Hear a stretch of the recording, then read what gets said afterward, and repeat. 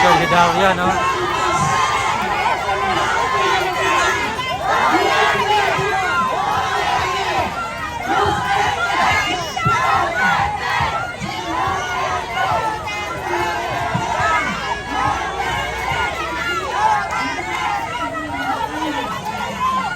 Natapatan na mga kababayan.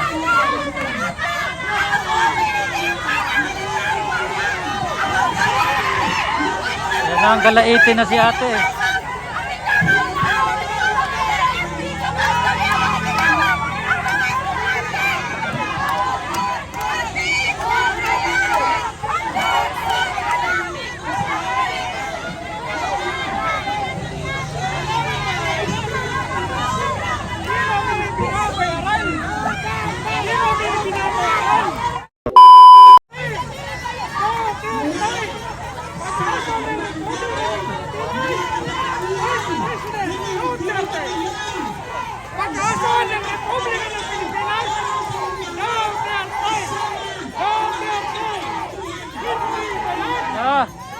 Duterte na dito mga kababayan.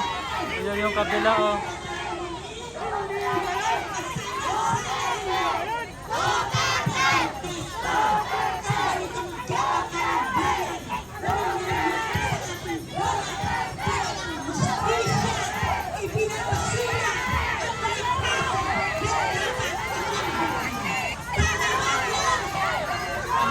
Solidarya, no?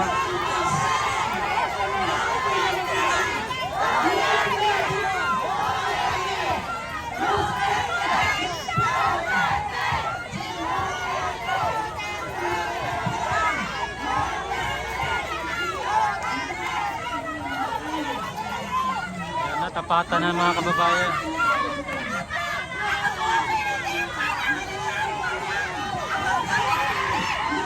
Yan ang galaitin na si ate.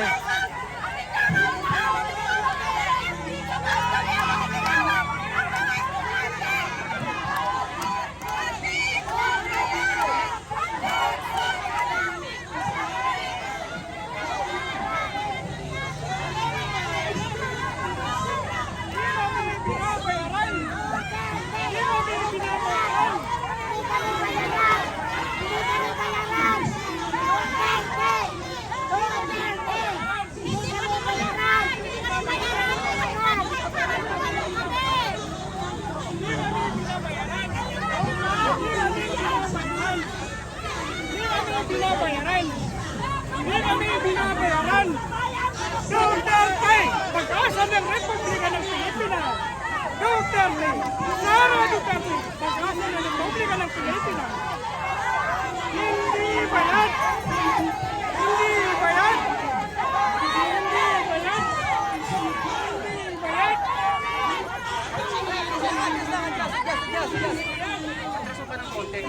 Hindi ka pwedeng Pinapatras ang konti mga kababayan. pag-asa ng Republika ng Pilipinas. Duterte!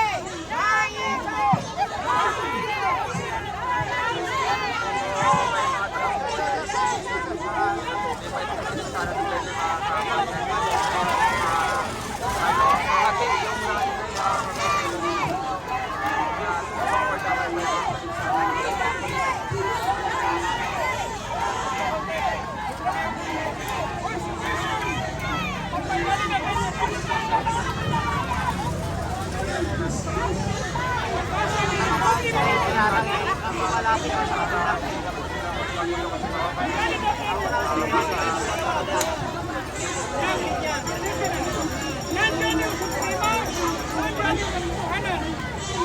Nandiyan yung suprema, nandiyan yung pinagkakaroon.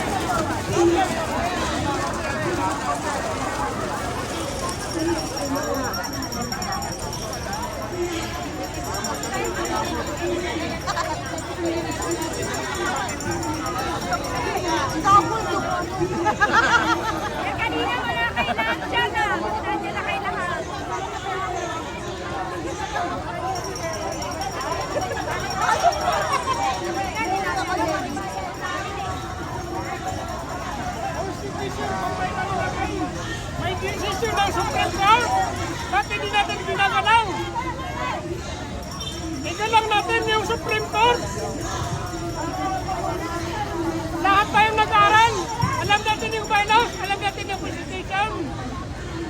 Kami po ay hindi kami binabayaran.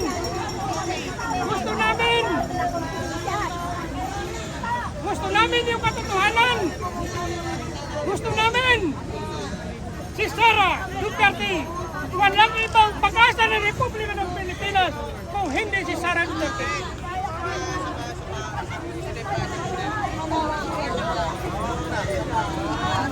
Kailangan na po yan. Nasa kotse na sila. O, dito na. Hindi naman kami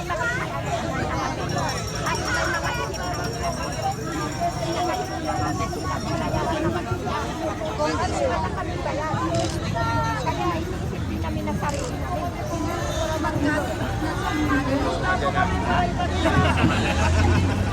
Kasi nandiyan sa kabila, kahit sinong nakaupo ng president, nandiyan sila. Alam niya yun. Mga ralista yan. Kami hindi. Kami gusto namin yung katotohanan. Gusto namin yung Constitution sa Pilipinas. Nandiyan yung Supreme Court. Ba't hindi ginagawa?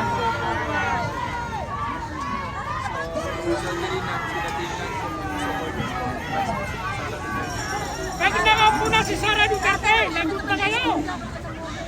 Lagot na. Takot na sila kay Sara talaga. Noong nakaupo si Duterte, kahit maglakad ka ng kutadanan, walang mangyayari sa inyo. Ano ngayon? Pag sumakay kayo ng jeep, pag may dala kayong cellphone, wala na.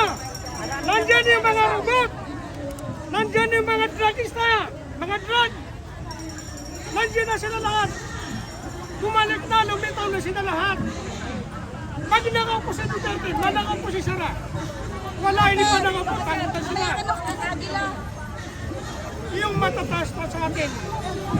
Alam mo na ginagawa kasi para makakatira na sila. Sayang! Sayang! Sana magkakaisa tayo sa katotohanan.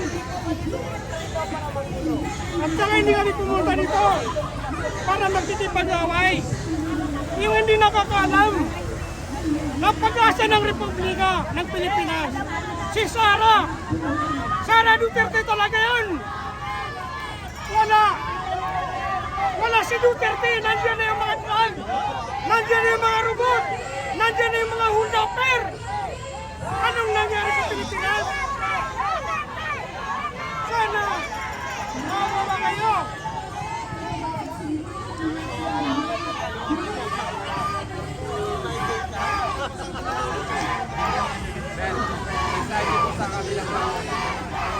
Sa atin lang ano yan, sa kanila pira lang yun.